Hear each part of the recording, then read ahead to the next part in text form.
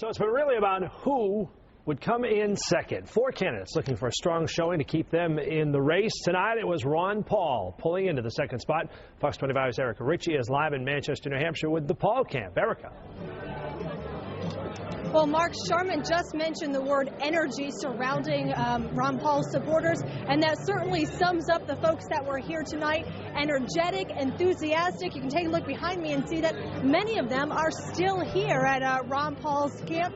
And it's 45 minutes after the candidate himself has left. See, they are just as excited as he is to be the runner-up tonight, coming in a strong second to Mitt Romney. They consider this a victory. Now, at the podium, Paul said that he did call Mitt Romney to congratulate him on his clear victory after the race was called. But then he paused for a minute and he smiled and he said, but we're nibbling at his heels. Dr. Paul has been consistent in both Iowa and in New Hampshire now tonight, and he says that gives him unstoppable momentum going into South Carolina.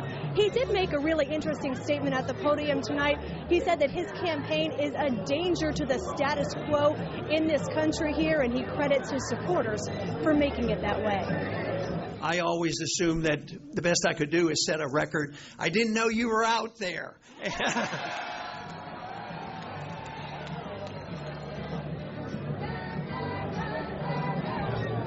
Yeah, so certainly you can see that enthusiasm, that energy. Much of the night before Ron Paul even got here, his supporters here were chanting, President Paul. They really have come up behind him now, and he says that it really gives him momentum going into South Carolina. As we mentioned, that one thing you want to keep in mind here, although Romney did take the lead at 37% right now, it shows that folks are not in love with him. They might like him, but they're not in love with him, and so many here tonight are saying that Paul is going to be the big alternative for the folks that are not completely sold. So we'll have to keep an eye as he now moves on to South Carolina.